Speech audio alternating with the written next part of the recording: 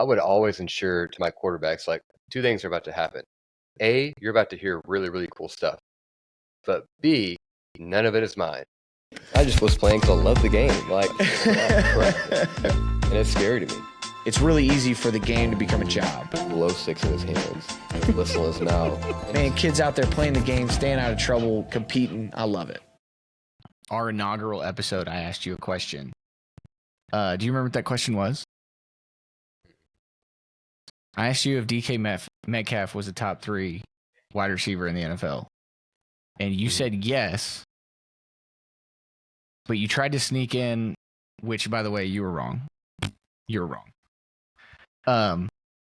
But you tried to sneak in that you knew the best receiver in the NFL was Davante Adams. And you were 100% right about that. Speaking of Davante Adams, how much or have you started watching the Receiver Show on Netflix? Yes, I have. DK is a good receiver. All right. Good, sure. Pause Yeah. on that. So, I mean, but yeah, he's big. He can do one thing, just like I said in 2021. He can do one thing really well. And when he has an average quarterback who can't find ways to let him do that one thing, like, you can't always be the guy that chases down the pick 6 opportunity. that's Sometimes right. you got to like. So I'm sorry, what? Keyword quarterback. Right. Like, but how many? There's only 6 great quarterbacks in the NFL. Like, yep. So really good receivers got to be able to do they got to make chicken salad. Which kind of brings me to receiver. So you started watching Davante Adams, bar none. Justin Jefferson is good. Like, Debo's versatile. Jamar Chase is good. Like, these guys, they're probably gonna be Hall of Famers. Davante Adams is untouchable. I learned a stat watching the show. He's like top 5 all time in red zone touchdowns. Didn't know that. I believe it. Man, 100% believe it. Yeah, he is so different. But I feel so bad for him watching. I don't like Jimmy Garoppolo. And, it is what it is. He's an Eastern Illinois guy. He played with our boy Lee Pack, but I'm not a Jimmy G fan. Why? His NFL career has just been... So there's a story that Gronk told when he was in New England. I think it was Gronk. And they're talking about, like, playing with injuries and guys fighting through stuff. And it was the Jacoby Brissett year, like, where Jacoby had to play, Jimmy had to play, and I think they played another guy. And guys are fighting through injuries, and they're, like, on the bubble cusp of making the playoffs. And Jimmy had what was considered by his teammates to be a minor injury and was going to play. And then on, like, Friday or Saturday, it was like, no. And to me, if a Hall of Fame tight end is comfortable enough to put that out there into the world, like, as public knowledge, like, you really rub that guy the wrong way. Like, I know a lot of things about my teammates at all different levels, and the vast majority of them that are ever kind of critical, I'm not putting out there in the world. So if Gronk felt comfortable enough to tell that story and, like, kind of put you on blast about, like, or maybe it might have been, I'm pretty sure it was Gronk because it was on Games with Names. But if he's willing to do that, that tells me what kind of teammate you are, because Gronk he's in that George Kittle category. Like, they're just phenomenal teammates. Like, they're the guys you want on your team. Do you have a differing opinion on Jimmy G?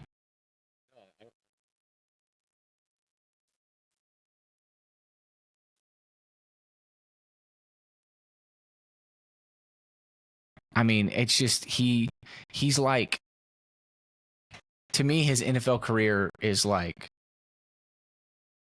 what? It's like the bad version of Chase Daniel. Like, Chase Daniel made like $100 million as a career backup. Why? Smart, studies, is a great teammate, prepares, etc. Like, put himself in situations, took advantage of opportunities. But at the end of the day, he just wasn't physically gifted with the ability to be a sustainable guy, right? Like, he was a great backup quarterback because he lifted the room. He was well prepared. He could go in and execute game plans. But when a team was just preparing for Chase Daniel, like, it's a different story. But he made a ton of money and had a super long NFL career. And Jimmy Garoppolo has made a ton of money and is just not taken advantage of multiple opportunities to be the dude. And so that makes, you mix that with the Gronk story, and I'm out. Like, it's just not, I don't know. And, like I said, he's, him and Lee Pack are probably still boys, but like, I don't know. Just say we need to get Lee Pack on the show and ask him his opinion. Yeah, get his 2 cents on the whole thing. But watching the guys that they're highlighting, like, what's your takeaway from the show? And I know you haven't watched the whole thing. Yeah, I only watched the first episode. I do appreciate really the intro and how you probably as a receiver appreciated the fact that, like, in general, every coach is like, who's the receiver coach? Oh, you are? God bless you, because you got to put up with a bunch of divas. Like, that's just understood what it is with receivers. I'm not saying that's like not the case, because like as a receiver coach, you have to be a really, really good manager, because there is a football on the offense side of the ball, and that football is being distributed out. And on defense with corners and safeties, there is not. So it's not as hard. But I appreciate at the very beginning kind of how they toned that down. It was like our only job is to catch the ball. And Randy was basically said, hold on real quick. And then just, we got to do this, we got to do that, we got to do this. And and then by the way, then we got to do our job, which is catching the ball. I appreciated that. Yeah, I think that, like, football is such a nuanced game. It's the ultimate team game in the sense that those guys, receivers, can do everything right. Yeah. And it just did not affect the play. And that's just crazy to me, right? Where, like, because there's 11, you're 9% of the offense, personnel wise. Like, you're just limited on what it takes. So many other things have to go right for you to even have the opportunity to make a play, much less when you do get it and, ball gets tipped, jam a finger, or guy grabs your jersey, et cetera, et cetera. And you're looking at, a really good receiver, you're looking at 8 to 12 targets a game out of a 75 play game. So, like, the percentages, the overall percentages, and then you look at how much control you have over each of those opportunities. Receivers are, the general principle is receivers are divas because there's a certain personality type it takes to live on that island, and be able to balance that and understand that, like, and that's why guys are always talking, like, Tom Brady did an interview and was talking about, like, you don't want to wait. You don't want it to be 3 minutes left in the second quarter and your leading receiver hasn't touched the ball. Like, I've got to create quick, simple, manipulated opportunities to get these guys the ball. I got to get them involved. And, we know coaches, and I don't know if you've gone back to it, but guys that script the first 10, 15, 20 plays of a game, play callers, and, okay, we're making our tally marks. Of these 10, 2 of them need to go to this guy, 4 need to go to this guy, 3 need to go here, 1 needs to go, etc. Well, if you're the guy that's got 2 marks next to your name, and one of those your first opportunity is play 3, and something goes south up front, they don't check something, or they don't pick up a guy, or the ball gets tipped, and then your next opportunity is the 14th play, you could potentially go 3-4 drives without even having a target. And that could mess with a lot of people. And I think that that's something to, I generally don't script over 5. Like, you have your plays, your go-tos, we got to hit this, etc. But as far as, like, just flat out scripting, I usually don't script over 5, because after that, the flow of the game has changed, the emotion of the game has changed. Which one of those scripted plays didn't work? Who do I need to get the ball to? And I think that the guys that they are highlighting on the show a perfect balance of personality in how you manage those uncontrollables and how they impact you, and what your involvement is in that process. I agree. Yeah, obviously the loudest personality in there was George. That, and like, I know George personally, and so, like, not surprised when I saw that. obviously his dad coach, he was my line coach my first year here at Lipscomb, but dude, George is like, he's insane, absolutely insane. And like what you see there on that show is exactly who he is 24/7. It's unbelievable. But his ability to like flip that switch as soon as like green 18, as soon as he starts hearing that, to just like boom, lock it in. It's so different. Yeah, and he does a great job. Like, of course, Trenton. Oh yeah, I personally know George Kittle, right? But like, he does a great job of like what you see in some of the later episodes is like he just loves the game. Like one of my coaching buddies texted me and he was like, watching this, like George Kittle is who you want your teammate to be. I mean, you got Tony Romo and Peyton Manning and all these guys talking about like he's a generational tight end. He's one of the greatest to ever play the game in that position. And he's talking about like, yeah, cool. If I have 12 for 200, that's awesome. But if we lose by 4, like I'm not happy, Right. and which is, that's what everybody knows we want to hear. But that doesn't mean guys necessarily feel that way. I remember hearing conversations in the locker room when I was at Baylor, like, would you rather play 2 years and win a Super Bowl or 10 years and know you're never going to touch one? How many of those guys are picking, a 10-year NFL career? And George plays the game the right way. Like he takes a hard hit, hops up, goes to the sideline, says, man, you got to love this game. Like he's just different in that sense. And I love that I love that they included a tight end. And if you were going to include a tight end in a show called Receiver, it'd be really easy to include Travis Kelce. But I love that they included a tight end that is such a dominant, consistent blocker. He's asked to do a wider range of things than Travis Kelce is, in my opinion. No slight on Travis Kelce, no slight on the Chiefs. But he's asked to do a wider array of things other than run routes and catch the ball. And he does all of them very well. He lines up in different spots. He can be physical enough to bury a guy in the red zone, blocking in the run game, but he can also line up in the nasty slot and win a one-on-one matchup. So it's been really fun. I'm almost halfway through. It's been really fun to watch how good he is and get to see those nuances because it's focusing just on him. Let's talk real quick about my tight end coach here, who we casually were having a conversation yesterday in my office. We were scripting, and him and George are really close. And he was talking about a game that he had gone to go watch last season and how fun it was. And it was George and all of his friends that were there, not nonchalantly. And then ironically, last night my wife was like, "Hey, we need to watch this show." I was like, "Okay," so we start watching it, and then I see my tight end coach.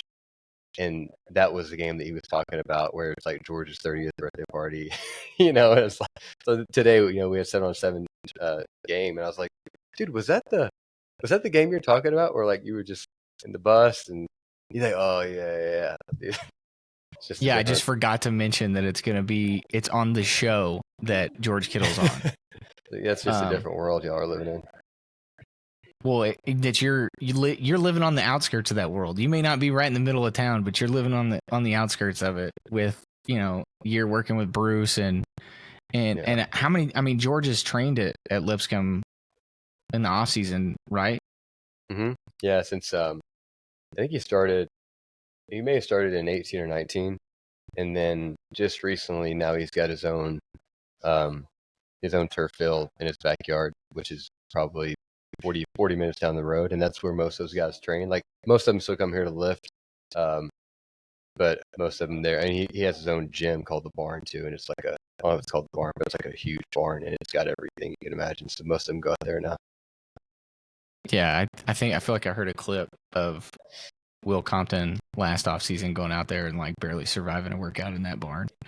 Yeah, it's pretty cool. But to bring it back to the show, you're hearing a lot of the sideline conversations. You're seeing a lot of the on-field stuff, the mic'd up. Like we've seen different like exploits of peeling back the curtain and whatnot. And those are the things that I love, even the ones that I don't understand. Like when those guys start talking about like Devontae Adams, and spoiler alert, sorry, he says at one point, he's like, he may not have seen, all the coverages that I've seen or that I get when we play different defenses. And it's like, what? Like, you have to remind yourself that he's so good. Some of these guys are so good that defensive coordinators play completely different coverages to him just because of their attempt to try and control some of his game. Obviously, you can't stop all of it. And to hear those guys communicate how they're like the detail orientation, and I think that is what's like, that's the part of football that I constantly fall in love with, is like the detail orientation. Like, I don't want to we all talk different languages within the same game. So like getting on here and going X's and O's and this and that, and this is what I call it. That's not what's important to me. My ability, your ability, their ability to decipher information, break it down, and then regurgitate it in a way that now we can both see the same picture and understand the same leverage. That's the part that's when I look at a guy and I'm like, okay, he's that kind of special. He is, this is what separates him and makes him totally different from his peers. And you get to see a little piece of that. I remember one of the most distinct representations of that is do you remember the Cooper Kupp clip? Like, I think it was like 2, maybe 3 years ago. Yeah.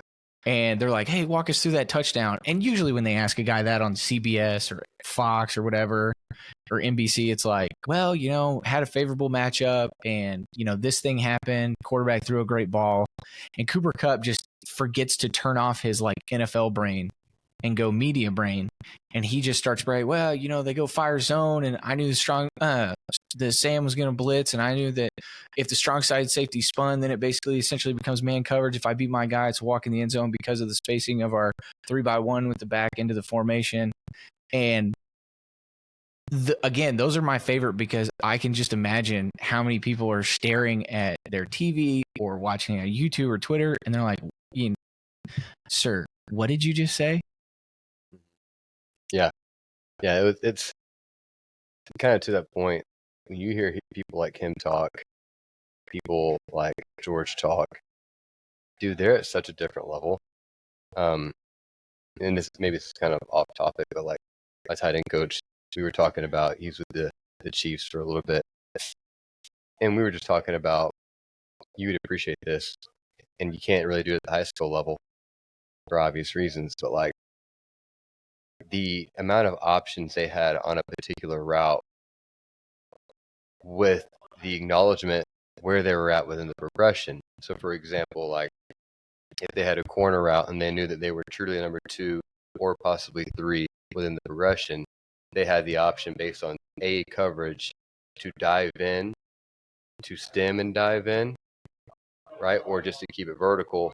Couldn't go, fill in the blank left or right because of coverage. But they had these options as long as they knew and they could feel that they were getting open by the time the progression was to them. And like, we were talking about that, and I was like, I was joking too, but I was like, cool, let's go ahead and go install that today with our receivers, that are 16 years old.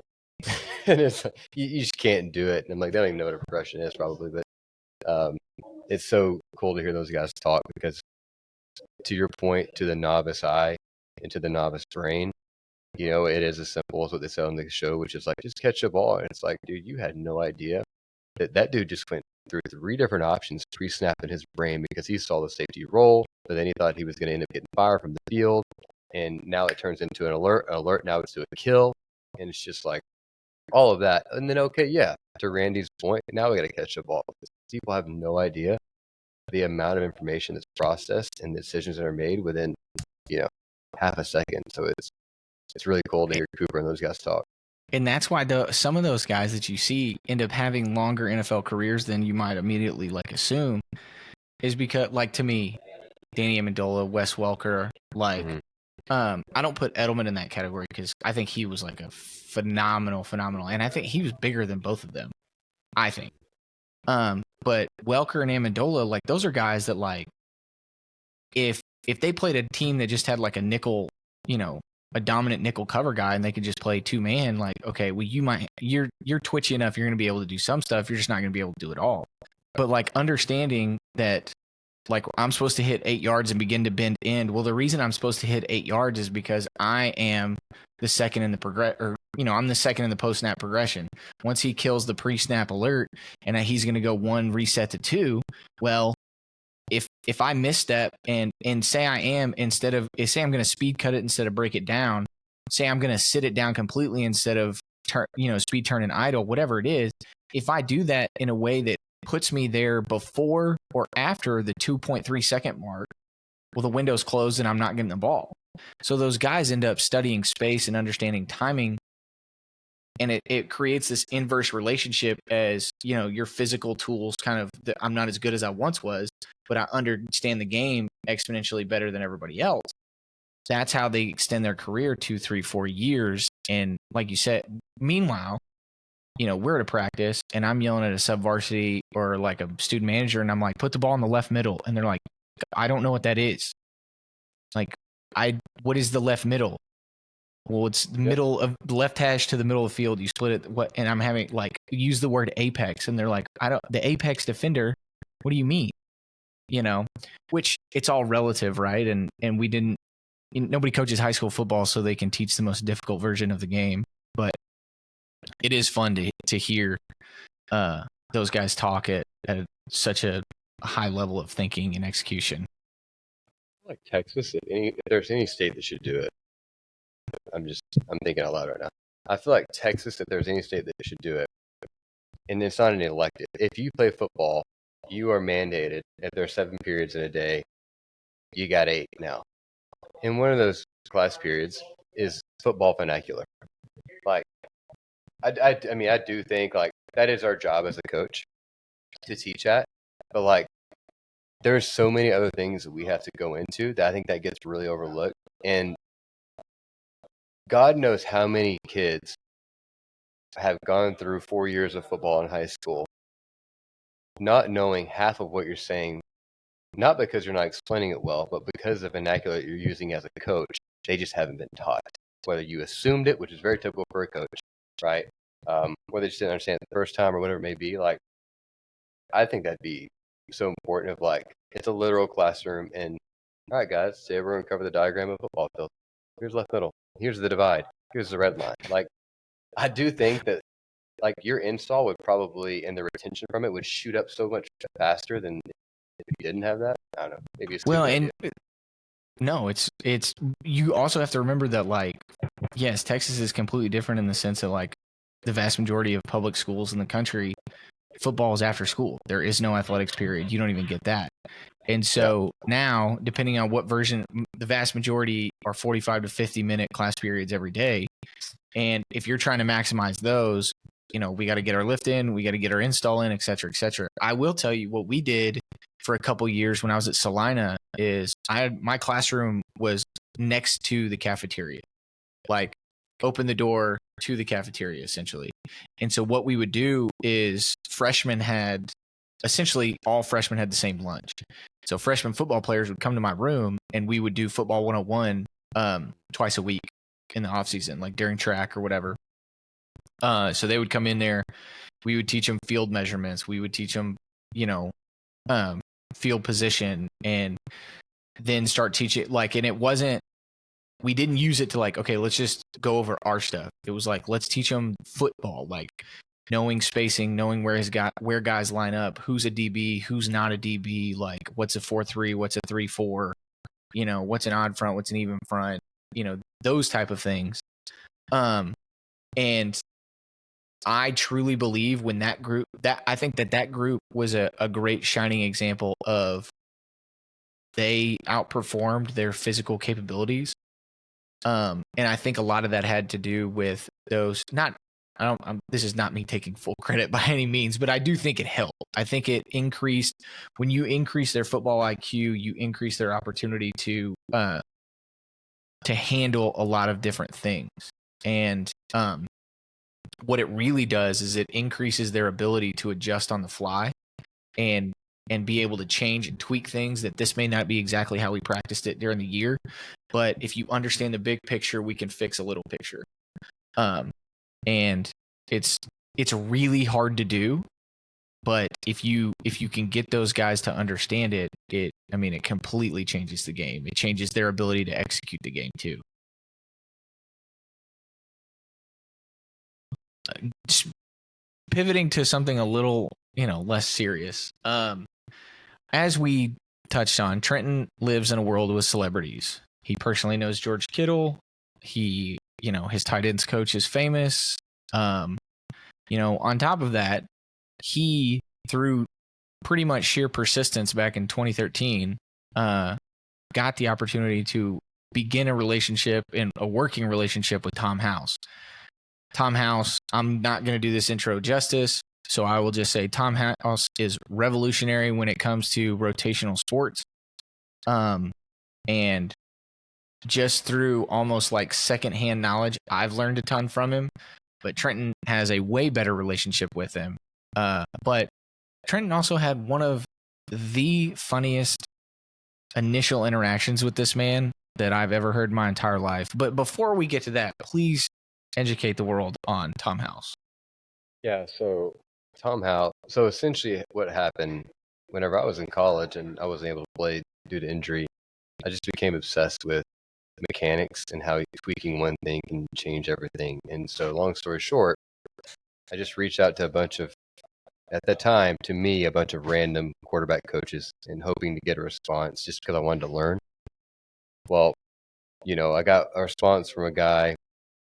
I think his name was Adam Hartzell, maybe. I'm probably butchering that name. But anyway, Brian Hartzell, maybe. BC quarterback back in the day. Anyway, great guy. Haven't talked to him in a long time now that I think about it. But he ends up reaching out and says, hey, I'm flying this guy up named Tom House to do our camp. You should come out. And I was like, love it. Truly didn't know who Tom House was. I looked him up. I'm like, oh, this is Nolan Ryan's pitching coach. I don't understand why he's going to a quarterback coach convention, whatever you want to call it. I go up there. I meet Tom House. And come to find out, it's like, oh, no, this is Tom Brady. This is Drew Brees. And then eventually, basically every starting quarterback in the NFL, this is their coach. So I had no clue what I was walking into. And it worked out because basically Tom, his partner at the time, Adam Dado, and then the two of the guys that are putting on the camp, they're driving those two around as well as myself, obviously, because I didn't have a car. That was my first time to ever fly in my life as well. I was in college. So we're up in Boston, and I'm kind of in shock all the whole time. And like, hey, we're going to go to a seafood restaurant. We're going to go eat. Cool. So we're going to go eat. And this is so embarrassing. So there's like, it's the greatest story ever.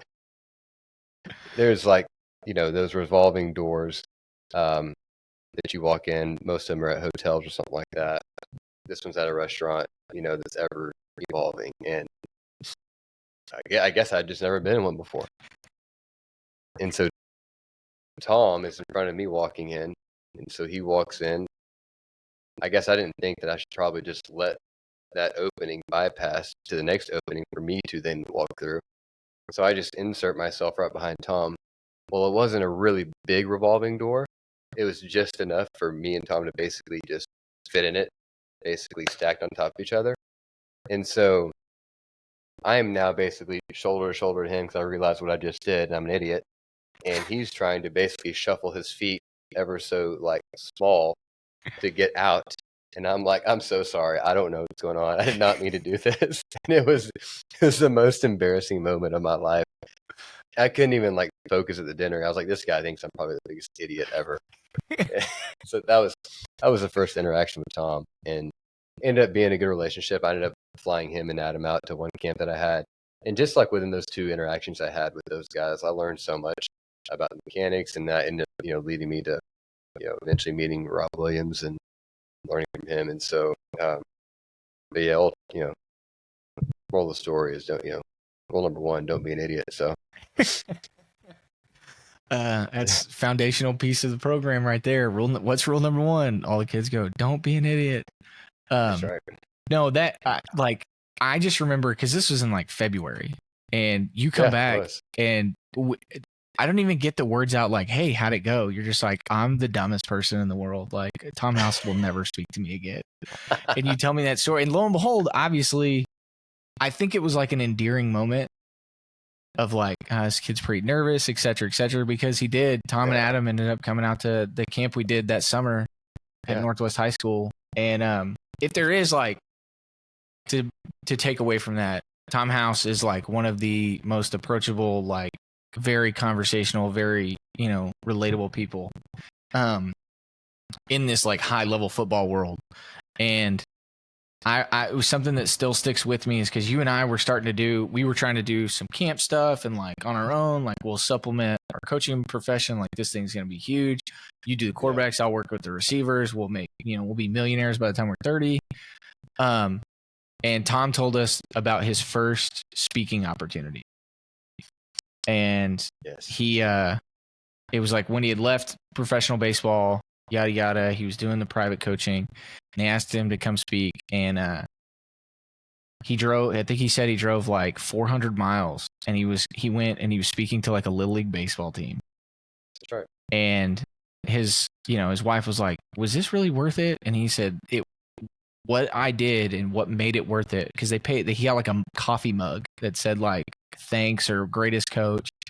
And he said what made it worth it is that it doesn't matter if you're speaking to one person or 1 million. He said you have to approach every opportunity of work, of presentation. You have to approach all of those as if it's a packed out, sold out stadium, as if it's the Super Bowl, the World Series. It has to be the most important thing. And when I got to Salina, I got asked to speak at a youth coaches convention that was put on at a church. No big deal. They paid me like $50. I spoke for an hour, might have been 25. I don't know. And there was a dozen youth football coaches in there. And man, I was so amped up and so like pumped to do it. And I thoroughly enjoyed it. It was like, to me, it was like the minor leagues of like next year you speak at the Angelo Clinic, you speak at coaching school, you do these things like the DFW clinic. Like this was my prep for that. And I thoroughly enjoyed it. And full disclosure, I have to remind myself now of that lesson that Tom taught us. Like, dude, you've got like, it doesn't matter, right? You host a camp, 8 kids sign up. Those 8 kids are the 8 most important kids in the world when they're in your instruction, and you've got to approach it that way, or it's really easy for the fire to start to dwindle, for the excitement to start to dwindle, and for the appreciation, honestly, to dwindle as well. Dude, truthfully, I think the last time I remember that story was just a couple of years ago. I haven't thought about that. So basically what happened, you and I had that camp, and if I'm being very honest now, hindsight, all of those coaches that basically turned us down are a bunch of idiots. Because and now, I mean, dude, we got told no by so many coaches. Now I get it. Like, and majority of them obviously didn't do their research. They looked at you because we went to school like, hey, we're having a camp here. And I get it. At the time, I think it was just Drew Brees. I don't think he was with Tom Brady yet. Maybe he was. Yeah, no, I think he was. Yeah, because when you were up there, like you told me how he had talked about like being at the facilities. Yes, yeah. So I think he had just got with him because Brady's coach, Tom Martinez, had passed away in 2012, I believe. And so anyway, you and I, just for people that don't know, we're trying to put on our camp. It's our first camp officially to do big time. We ended up with the blessing of one of the coaches at Northwest. Like that's where we ended up going and having it. But we were trying to get all these people like, hey, we got Tom House coming. Which hindsight, looking back at it, I don't know how we did it. But like, we just got Tom House. He's flying in from California, and we want you, your staff, your kids to come and learn from him. How many kids did we end up having there? Do you remember? I think we ended up with like a little over a dozen quarterbacks, and I think we had 6 or 8 receivers. I mean, we had less than 20 kids. Yeah, for less Tom than 20 House. kids. I just remember that you and I were somewhat defeated in the car due to, I think, our initial standard of which a successful camp would be in regards of numbers. We didn't get what we thought we were going to get, and we were somewhat expressing that to Tom, and Tom then came back with the story that you just said. And I'm not sure this is exactly accurate, but I do remember the one kid that he was talking to. I don't know if you remember this or not. That dad had a product. I'm not going to name the product, that dad had a product that made a lot of money.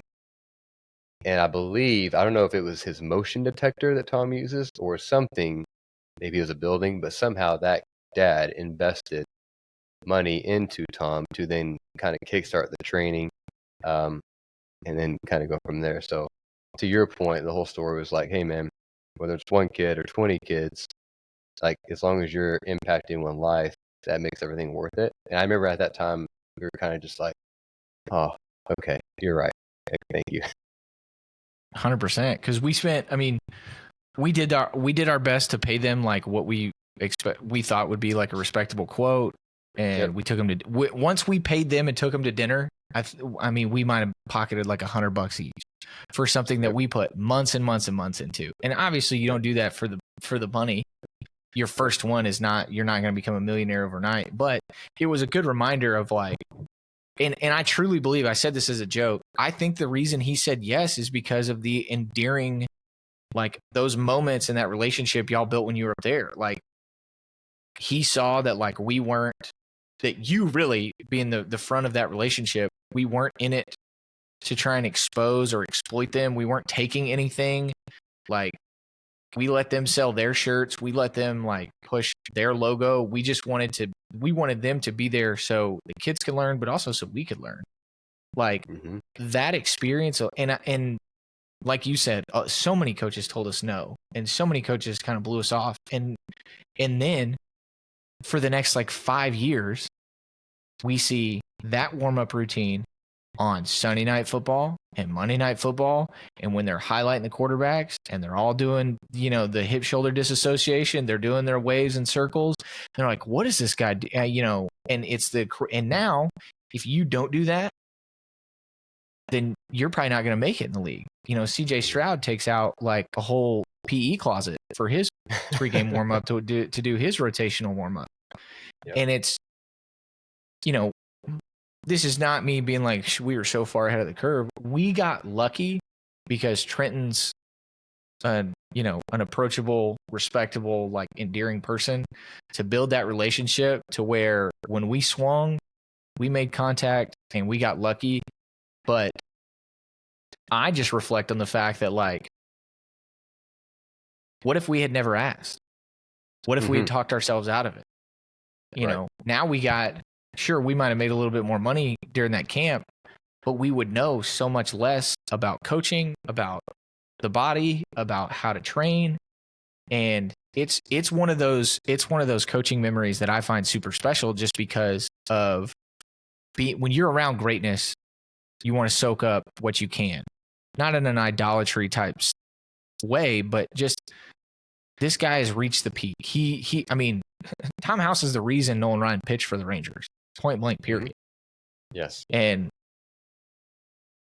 when you have the ability to be around somebody that has that kind of reputation, that kind of resume, and they treat you with a level of respect, pour into you, it's, I truly cherish that weekend because of the experiences we got to have, but also the stories that he shared with us and things that I'll never forget. So, like, I think what Tom saw in me was that I was genuinely curious for the good of the world, to simply help young quarterbacks get better.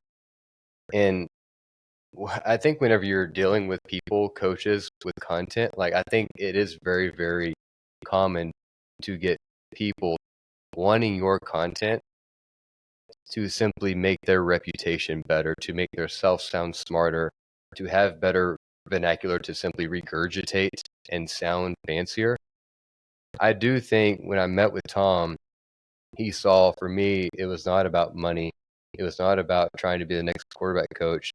I genuinely, and I still am, I genuinely was like, dude, I just want to learn because whenever I'm coaching young kids or I'm coaching any kid, NFL, college now, am I giving them the most anatomical and proper program there is?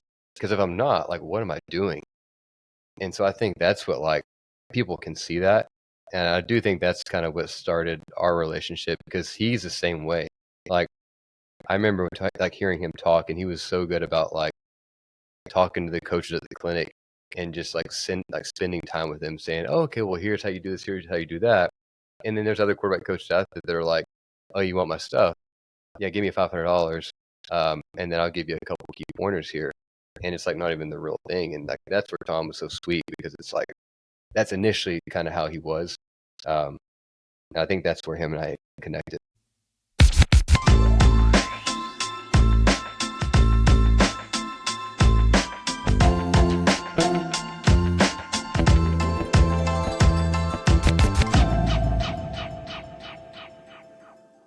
So Chase goes, "Well, hold on. Why do you not like this TK guy?"